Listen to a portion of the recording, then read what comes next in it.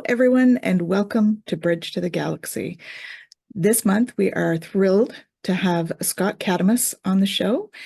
He is the co-founder of the Global Peace Tribe and a love coach, and has been involved in all things ET for the last 30 years. So we're super excited to have you here. So welcome, Scott. How are you today? I'm good. I'm good. I'm actually in really good spirits. I'm usually in good spirits, but Yeah, I don't think I've ever seen you not. So I'm just why don't you tell us a little bit about yourself, about what you do, and then we can get into the ET stuff. okay. Well, I'm an entrepreneur all my life. I remember when I was in high school, my teacher said, "You're an entrepreneur," and I didn't even know what it meant. And really, that's what I've been all my life. But Nice. there have been two primary focuses. One has been as a writer, director, producer of television, mostly educational television, which included many, many years of producing nationally broadcast shows and segments on a lot of the topics we'll be talking about today: UFOs, ET, near-death experiences, crop circles, etc. And then my other profession has been as a coach, relationship coach. And I'm the founder of the Love Coach Academy. I've coached over 1,000 couples and families. And for a number of small businesses and communities, a lot of work with the community.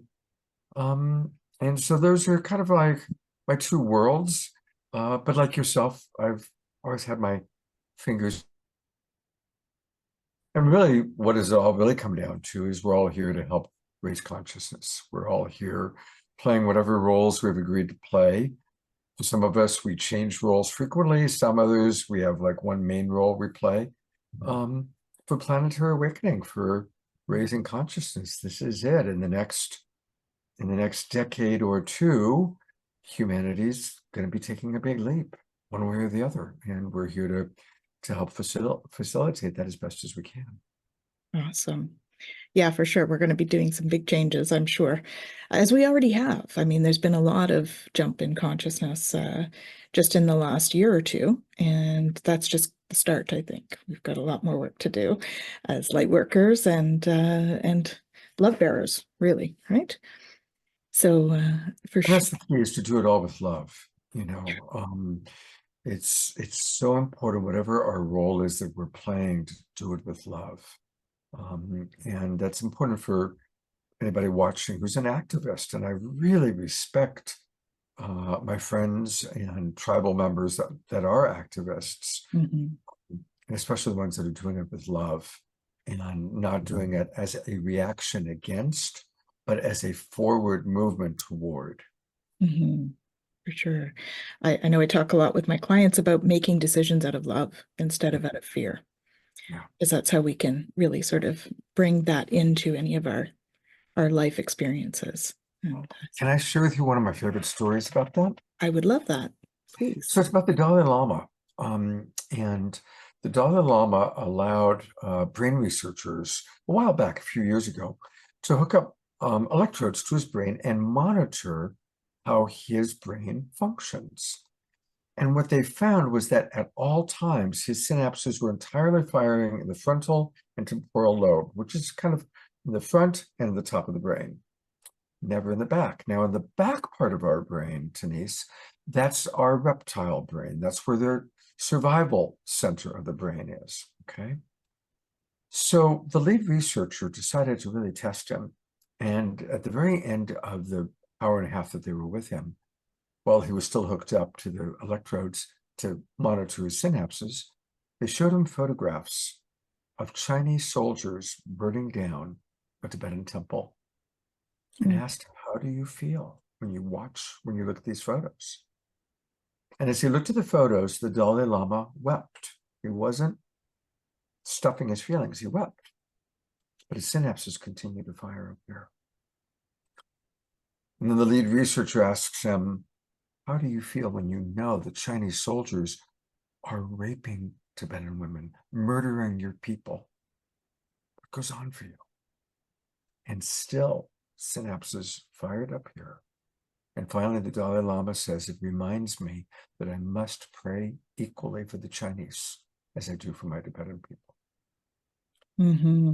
And what I love about that story, Tanys, and it's so core to what we're talking about doing everything with love, that is where we are going. We as the human species are moving from thousands and thousands of years of reptile brain reaction based on survival. Mm-hmm. Not bad. That was where we were in our evolutionary stage. We were in survival, and we're moving into thriving.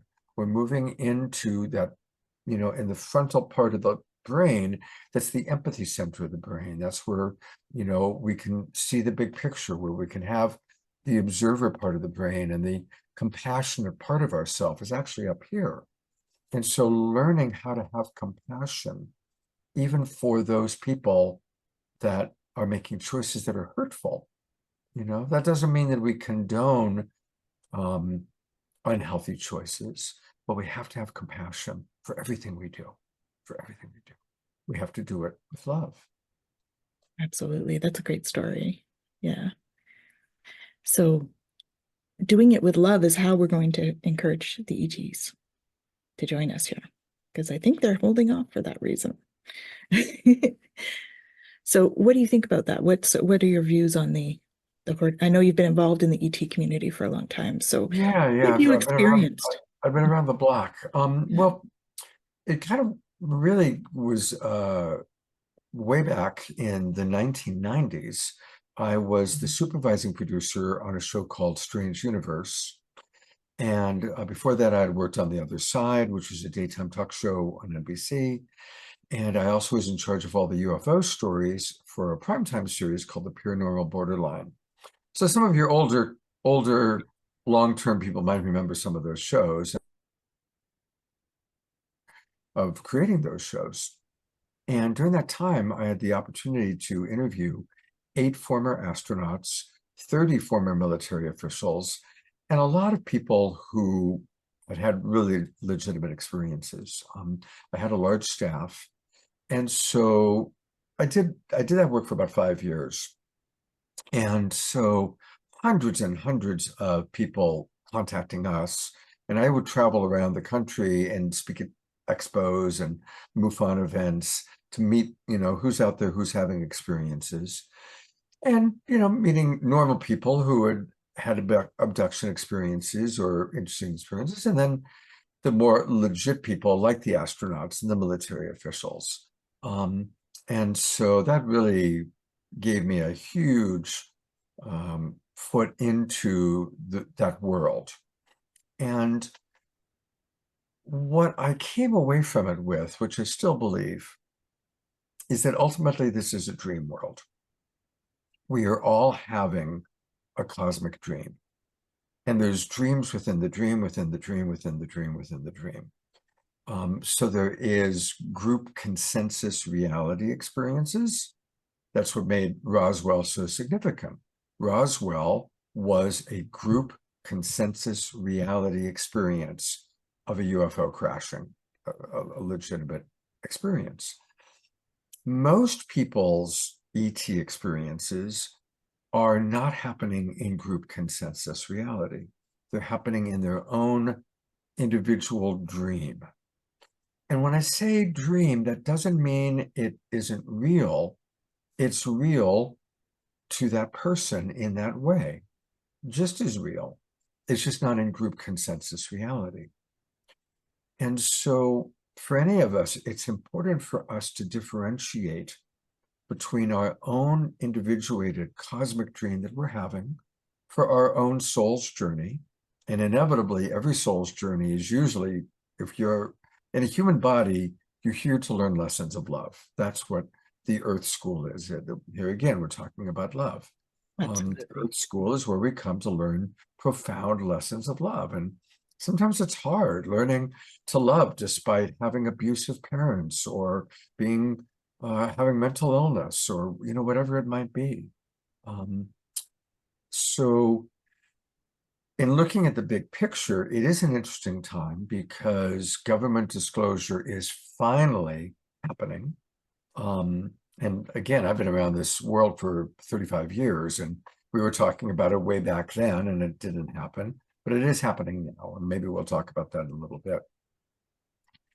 But it's also important for each of us to stay in our own personal journey, and not get caught up in anything that creates separation. Right?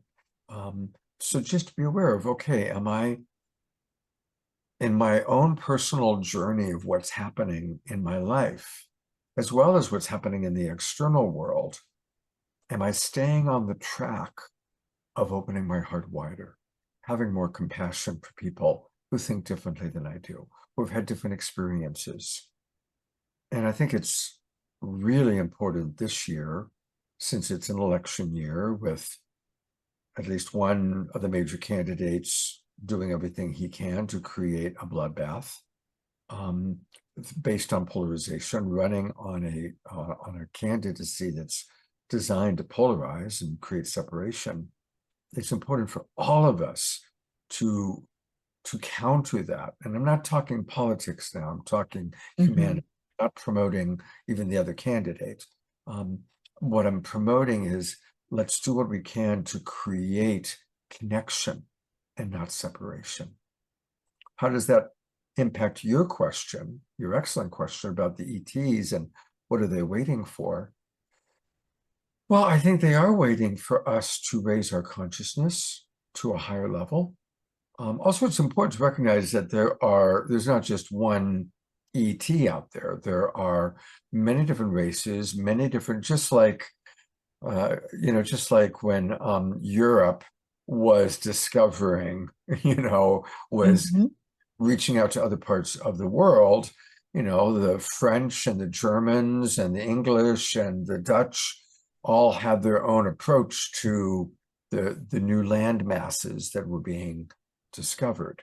I think it's the same thing. I think that there is a certain galactic order, which we'll come to understand more through people like yourself.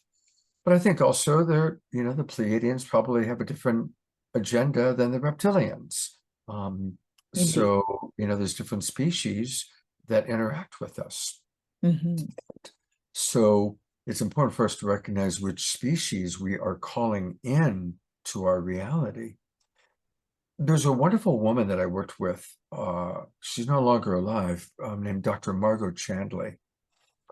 And she did a fascinating study about the association between people who had had negative abduction experiences and childhood trauma. And that almost everyone who had had a negative abduction experience had some history of being abused, usually sexually or physically, as a child. Now, here's where it gets interesting. Her point of her thesis, she did a doctoral thesis on this. A psychologist would say, oh, well, no, there's not really an alien abduction happening. It's just projection of their childhood trauma. Margot's theory was, well, if you are a reptilian and you're looking for a candidate to do your studies on, because the prime directive is such that no external species can abduct us unless we give in to that abduction. That's part of the prime directive, right? So as they're looking, they say, oh, Tanys, good boundaries. Scott, he's got good boundaries. But here's little Sally, who was sexually abused as a child or physically abused and has the history of her power being taken away by an authority figure or something bigger or bigger, I'll just say bigger than her. Yeah. That's a being who doesn't have the same boundaries that Tanys or Scott has. Therefore, that's who I'm going to target. Which I thought was a really fascinating theory. I don't know if it's true or not, obviously, but I think it points to your question, because obviously there's all sorts of interdimensional experiences going on all the time. Some are beautiful. I have friends that are making love to Pleiadians.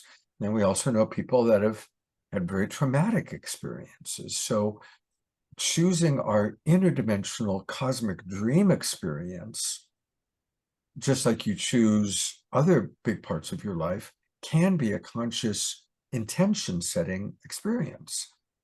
And as far as what's going to happen in the big external world, well, that's another topic. Absolutely. Yeah. Yeah, for sure. I mean, I think that people are having their own experiences with all sorts of beings all over right now. And have been. Yeah. And I think I like the theory of your friend. I think that that's they would definitely use criteria like that to make a decision around those. Definitely not all abduction things are of a negative nature either. I know there's many healing abduction stories as well.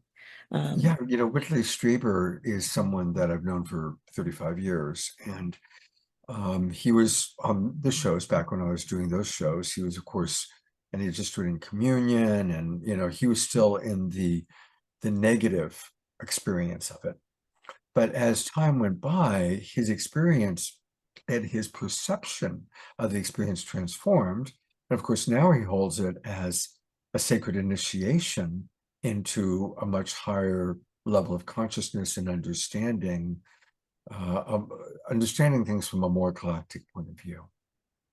Well, and I think we do that with many of our experiences, not even just the galactic type, right? We tend to change our perspective as we learn more and we evolve and we become more self-aware. And I think it certainly makes sense that that's all related to the galactic experience as well.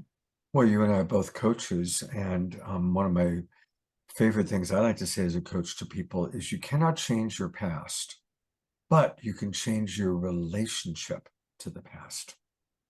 Yeah, exactly. Awesome. So you said you have been in touch with these people regarding the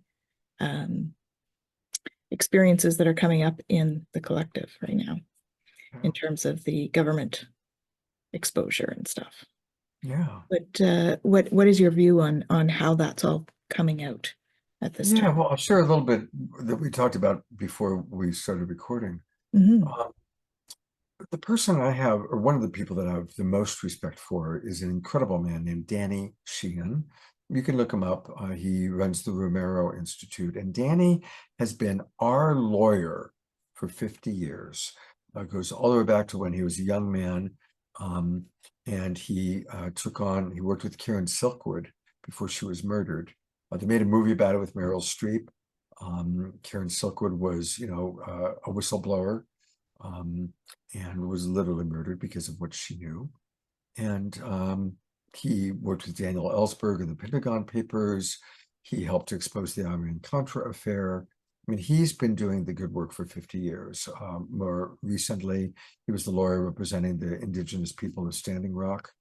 And currently, he is the lawyer representing the whistleblowers coming out of the Pentagon about UFO and UAP disclosure.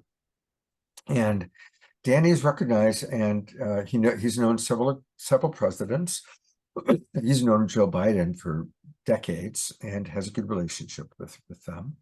And so he's part of a task force to put together basically how disclosure is going to take place.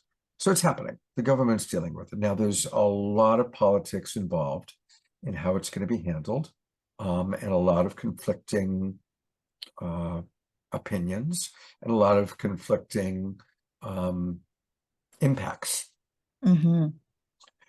In the past, the two primary sources blocking government disclosure were the Vatican and the military-industrial complex. The Vatican has turned around on it because we have a really cool Pope. Pope Francis wants there to be disclosure because he wants that to be a way to bring the whole world and all the world's religions together in a beautiful way, because Pope Francis is a very semi-enlightened being. We're very fortunate to have him in. By the way, an interesting thing about Pope Francis, he will not sleep at the Vatican because of his own personal safety. That's how unpopular he is within the politics of his own organization. Wow. Just Yeah. interesting aside. Um, Transformational then. he's That's a very transformational being. He's beautiful.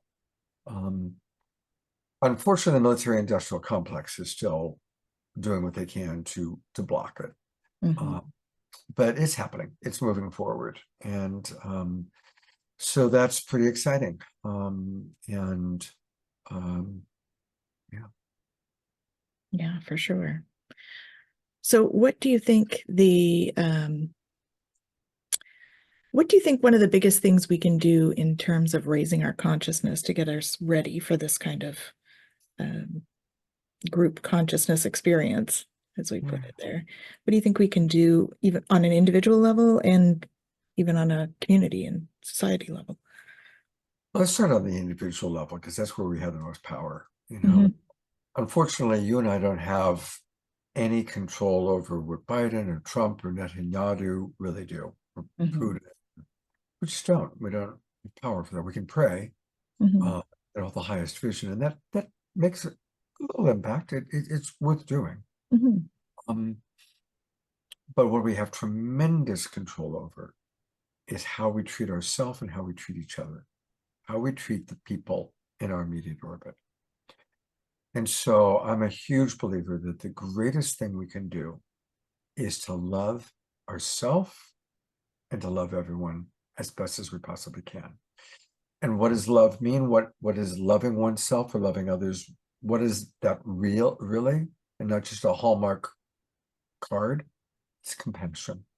Mhm. All of our great teachers, Jesus, the Buddha, I mean, he was the Buddha of compassion, for heaven's sakes. Mhm. Martin Luther King, Gandhi, John Lennon, all of the great ones that last for a long time, all taught the same thing: love as compassion, practice compassion. So radical acceptance of ourself and each other is compassion in action. So whatever we can do to practice radical acceptance, radical acceptance. Now, radical acceptance doesn't mean condoning hurtful behavior. Self-love does not mean being selfish. People who actually have a healthy self-love are not selfish, because when you love yourself, you want to be of service to others. People who are selfish or egocentric or suffering from narcissistic personality disorder or sociopath, those are all people who don't love themselves. So they're constantly taking, trying to fill this empty vacuum. It's like filling a vase that has a hole in the bottom. You pour in water and it just goes right out. People that have a healthy self-esteem, healthy self-love, the more that's there, the more they want to be of service, because that's our true nature. That's who we truly are. So I'm a strong believer that to transform the world, to create a level of, look, I'm the co-founder of the Global Peace Tribe. Ta-da! That's who we are, right? Well, Your logo, by the way. Great thank you. Thank you. We spent some time on that. I did not design it with the idea of looking like the Statue of Liberty, by the way. That just is how it turned out. And how can I love my neighbor? How can I love my wife? How can I love my kids? And what gets in the way of the love are the differences. You don't have to agree with the differences, but we can practice accepting them.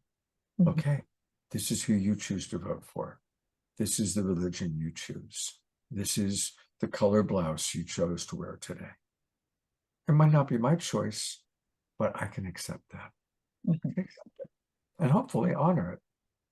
That's the greatest thing we can do.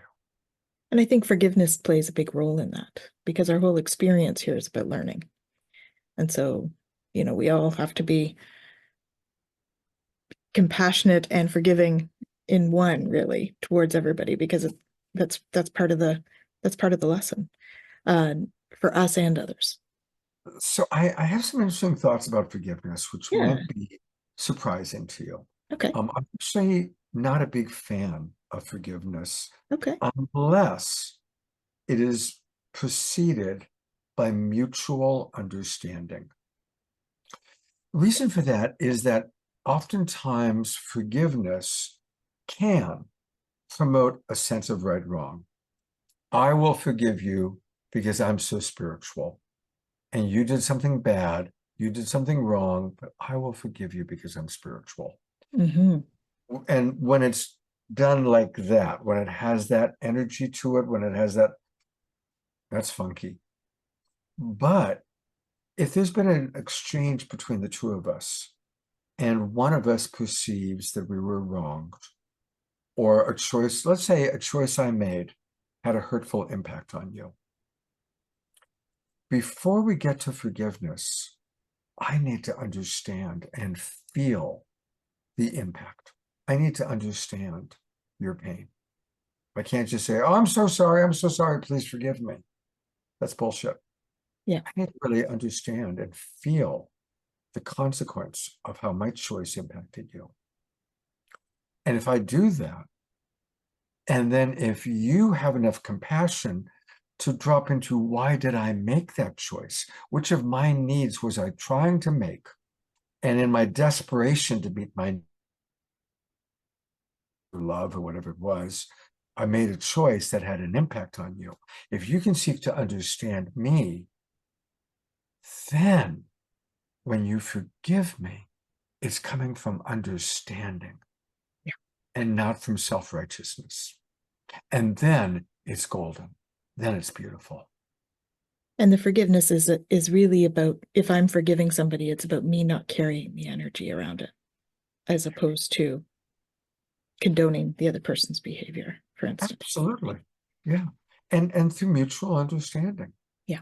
Well, I think probably all of us can relate to times in our life when we think we've forgiven somebody, and then we haven't. Yeah. we still, we had that experience and we were really cool, and then but we still haven't forgiven them. Yeah. When the forgiveness happens is when that person feels our pain. And I've done that so many times. I've worked with over 1,000 couples over 25 years. So of Mhm. course, there's been a lot of experiences of couples coming to me where there's been infidelity. And the infidelity is never forgiven until, let's say it's the husband who had the affair, until the wife trusts that the husband has felt her pain, not as a guilt trip, but as an act of care. Yeah. When the husband has really dropped into his wife's horror, shock, dismay, disillusionment, and felt it with her, that's when she can begin to trust. Right? Mhm. The magic words are when the offender says, "Oh my God, I will never do that again because I never want you or I to feel this pain again." That's where the change happens. That's where the shift takes place. Yeah. Yeah. Beautiful. And that's part of love. Compassion. Right? And the unconditional love. I mean, that's another term that we talk about, in terms of how do we give unconditional love, and what is unconditional love? Right? Can we actually achieve that in our Very few. A Yeah. mother for the child. Mother for the child is the most common human experience of that. And only when the child is younger. The older the child gets, the harder it is for the mother to have that unconditional love. Right? For My sure. dog teaches me unconditional love, for sure. Yeah. I think we have unconditionally loving moments. Yeah. But the truth is, almost all of our relationships are transactional. They are transactional. And I think it's important to understand and accept that and not pretend that they aren't. There does need to be an exchange. Now, sometimes the exchange, for example, the mother who's giving unconditional love all day long to an infant, which, well, the transaction is she's feeling the sense of gratification to contribute to the infant's life. She's feeling the unconditional love back from the infant. That's the transaction, right? Yeah. Yeah, definitely. Now, do you think the ETs are expecting is not quite the word I'm looking for, but looking for us to create that kind of environment? Great question. Well, so let's talk to my projection, my imagining of the most loving ETs, the Pleiadians, for example. I would imagine that the transaction the Pleiadians are looking for is they're going to support us to raise our consciousness. Now, think about it as a coach. Who are your favorite people to coach? The ones that are self-reflective and open to using the tools you provide. Yeah. So the transaction as a coach, there's the financial transaction, but there's also the transaction for the Pleiadians. We're not paying them, obviously. So the transaction is for us to utilize the tools that they gift us with.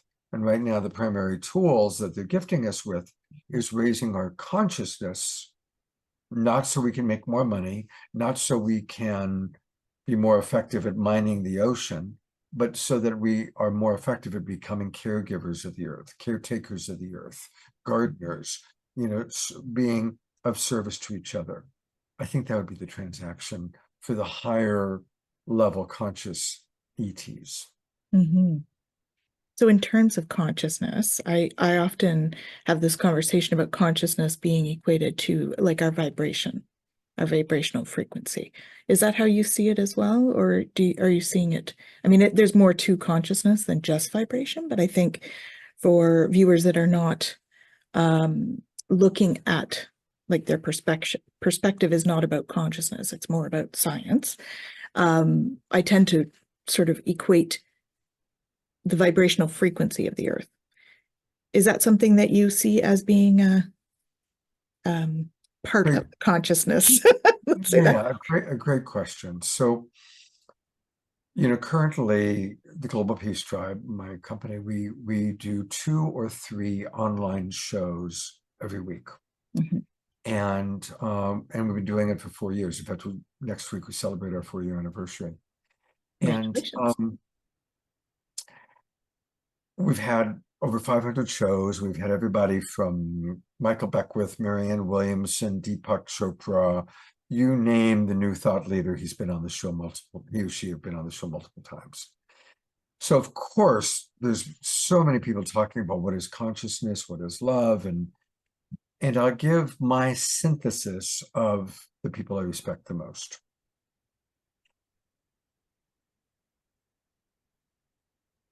The consciousness of love, the consciousness of is always there. So it's consciousness, and in a way, that's one way of looking at it. Another way of looking at it is removing the filters that keep us from being in the consciousness of love that's always there. Because the consciousness of love is what literally, energetically creates this illusion, this hologram that we're in, is held together by the consciousness of love. So the consciousness of love is there. We, as human beings, are learning how to remove our egoic filters, again, our filter of survival, our filter of separation, our illusion of separation. As we remove the illusion of separation and the filters, we become more present and aware of that which is already and has already always been here. That's my best understanding of how it works. Beautiful. Yeah, that's great. So who was your favorite guest? Or do you want to say favorite? Maybe let's say a few. I'll say who stands out. Let's do the top few. Well, I'm going to start with someone who was never a guest on my show because he passed away before my show started, but was a wonderful influence in my life. And that was Ram Dass. I had the good fortune first of just reading his book and being a fan, and then I had the great blessing to become his friend. And Ram Dass, the moment you even started to ask the question, Ram Dass comes to mind because he just was so precious to me as a amazing guide. I also just want to acknowledge one more person that I never met, but who has been a big guide in my life. That's Paramahansa Yogananda. He's been a big influence in my life, and I want to acknowledge him. So thank you, Yogananda. Thank you, Ram Dass, for how you've influenced and guided my path. I know the autobiography of a yogi has definitely been a huge influence for so many. Yeah, that when I read that book, I was 16 when I read that book, and it was like a big a huge opener. Favorite author is Richard Bach, who wrote Illusions, which was a big, again, when I was young, I read Illusions, and it was just such an important book in my life. And then when I got to meet him, wonderful man, just a lovely, lovely man. Marianne Williamson is a regular. She was on my show as recently as February 4th, and we're going to do another show together next month. And, we talked about an activist. Marianne is doing such difficult work, putting herself in the political arena, which is the most vicious, difficult, horrific arena, probably. So I have a lot of respect and appreciation for the work Marianne is doing. And if anybody has missed her, go back and watch her on my shows. It's very powerful what she shares. Let me see who else I really want to acknowledge in this moment. Well, since we're talking ET, I love Elizabeth April. Elizabeth is great. She's a lot of fun, and so she comes to mind. Greg Braden is someone that I really want to acknowledge. Greg, sometimes when we have celebrities on the show, like Deepak will whip in, he'll do his 20 minutes, and then he'll whip out. Yeah. But Greg, he's there for the sound check 30 minutes before the show begins, stays for the full 3.5 hours of the show, comments, supports people. And I just really, we all know how wise he is, but I really appreciate when a celebrity he treats everybody as equally valuable. And so I really want to acknowledge Greg Braden for that reason. Let me see if there's anybody else that I really want to acknowledge. Oh, I love Chief Brother Phil Lane, Indigenous elder who's a regular on my show. He's on all the time, and he's just a beautiful, beautiful man with a big laugh and very passionate. And so he also comes to mind as a favorite. I know once we're done, I'm going to think of 20 people I should have mentioned. So if I didn't all mention those other people watching this, know that I love more people than I can mention right now. Yes. And he's not picking favorites. There's nothing. No, I'm not picking favorites. It's just who's popping in my brain. One last thing I should really acknowledge all my co-hosts. I always have a co-host, usually female. So everyone from Deborah Giusti to Tangela to Trish to Kristen Hoffman, all of my co-hosts, each and every one of them I love collaborating with. Beautiful. Now, who were you did a lot of shows back with the ET stuff in the early years. Was there anybody back there that made an impact? Well, probably the biggest impact was Gordon Cooper. For those who don't know, Gordon Cooper was one of the original Mercury 7 astronauts. He was Time Magazine Man of the Year and a very close friend of John Kennedy. And back in the day, he was a true American hero type guy. In his later years, he lived in Van Nuys, and I was living in LA at the time producing these shows. And Gordon Cooper was fascinated with UFOs because he had had experiences when he was a fighter pilot in the 1950s. he chased UFOs.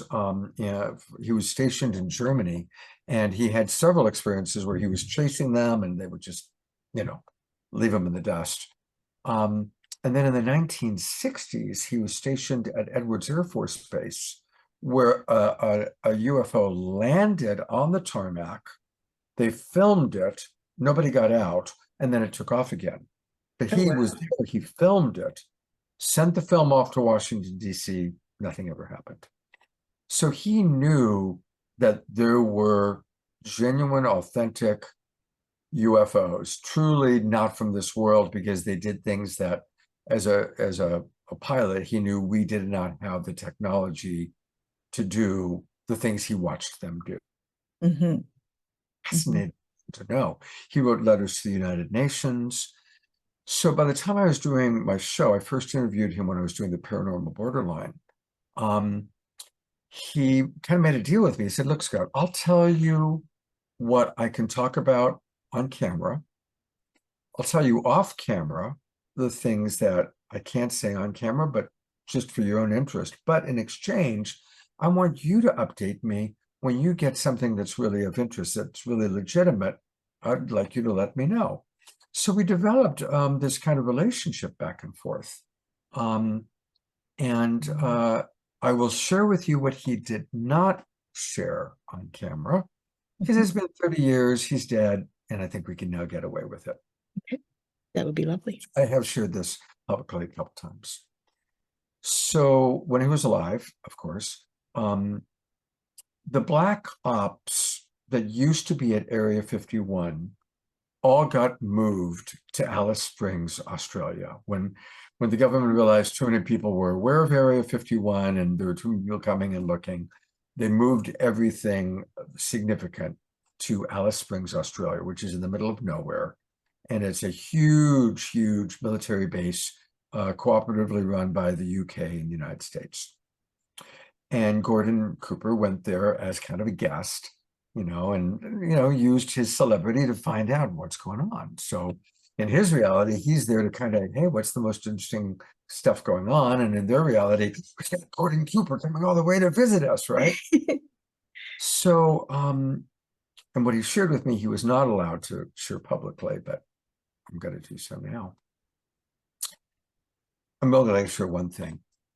So he's in this underground, where all the labs are doing all their black ops. And they said, here, they hand him a Coke bottle and a Post-it note and a pen. They said, put your name on the Post-it note and put it on the Coke bottle. So he writes his name, puts it on the Coke bottle. They take the Coke bottle and they take him into a place where he's looking through a big glass window into kind of a laboratory looking deal. They put the Coke bottle inside. He watches the man put the Coke bottle on a metal table, leaves the room, straight out of Star Trek. Coke bottle disappears. They walk into next door to an identical kind of room, blank metal table, Coke bottle reappears. Guy walks in, grabs it, hands it to Gordon. It's his Coke bottle with his name in the Post-it. Wow. So now, mind you, I interviewed him around 95 or 96. So this is almost 30 years ago.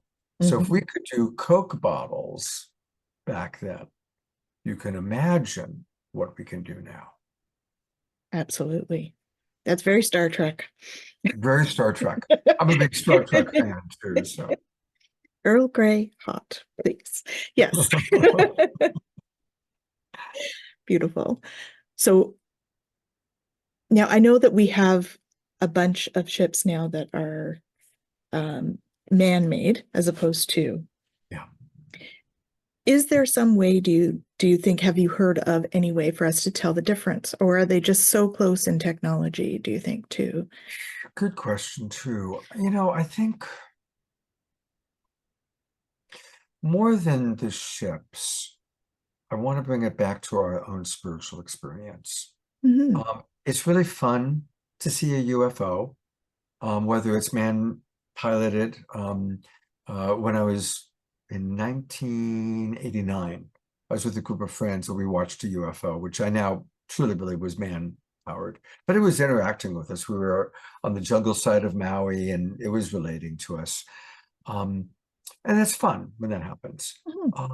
But I think what's more important is our own spiritual journey, kind of coming back to the cosmic dream. And so I think what ultimately is more valuable is our own personal rising of consciousness or removing of the layers to be able to drop into what is. And so instead of chasing external ships, I would encourage people to open themselves to inner experiences, open themselves, because we do have angels, guides, extraterrestrial beings that are very available to connect with us if we make ourselves available through meditation or through, opening our hearts or opening our minds.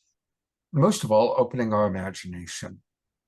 Yes. The imagination is the doorway to contact to other realms. And so if you took a fraction of the time that people spend sitting out in the desert hoping to see lights, and you spent that time in your own bedroom opening your mind and opening your imagination to higher wisdom, higher consciousness, isn't that ultimately a more valuable experience? Absolutely. That's what most of my experiences have been. I did have one that was a little more physical. But most of my experiences have been in that sort of consciousness state, and they've been super vivid, super valuable, and of course, the more you meditate and stuff, we're just helping ourselves anyways, brings us to that peaceful well-being state, right? Whenever we need to. Exactly. And allow your imagination, my wife, who's my best friend and the most important person in my adult life, died about 12 years ago now. Sorry. And her death taught me a lot about opening the imagination, because as it worked out, her spirit was around quite a bit for the first couple of years. And a lot of my friends were having more experiences of her. And my friends were, because I have a lot of friends that are psychics, because of the shows that I did, I booked a lot of psychics.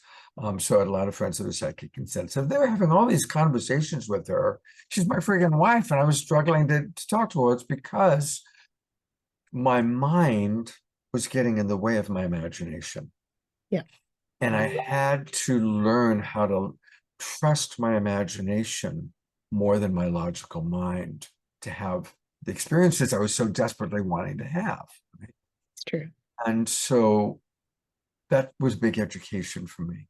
So the point being is, for anybody watching or listening who's wanting to have more experiences with a deceased relative or an angel or a guardian angel or an extraterrestrial being,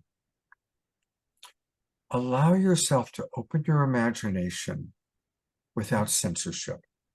Just what would you imagine your deceased relative has to say? What are you imagining the Pleiadian has to say?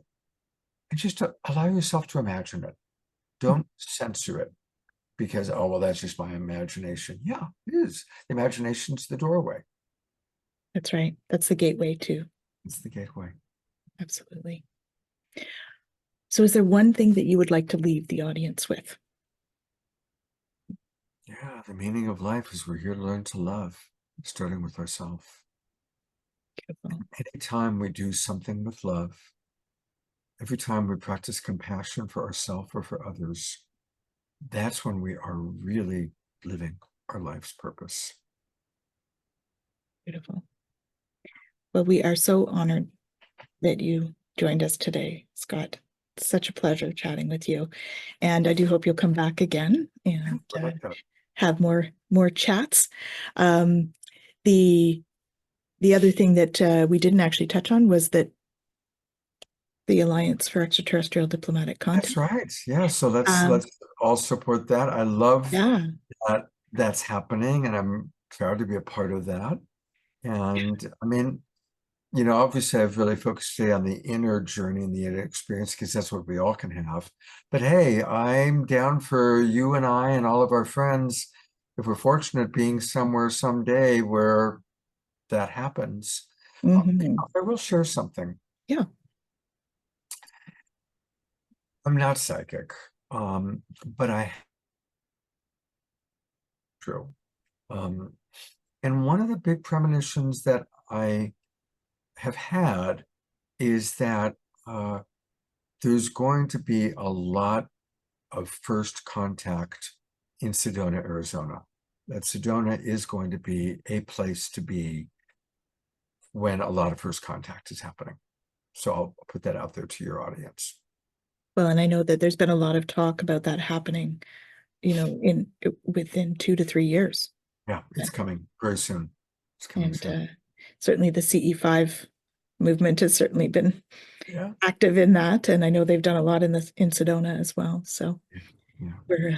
we're just anxiously awaiting to see what happens in the Yeah. next few years and bringing that forward. So again, thank you so much for joining me today. Thank you for the work you're doing, Tanys. God bless you. Thank you. And to you. Thank you for what you do. Beautiful. More to come. Awesome. Thank you all for joining us today on Bridge to the Galaxy, and we'll see you soon.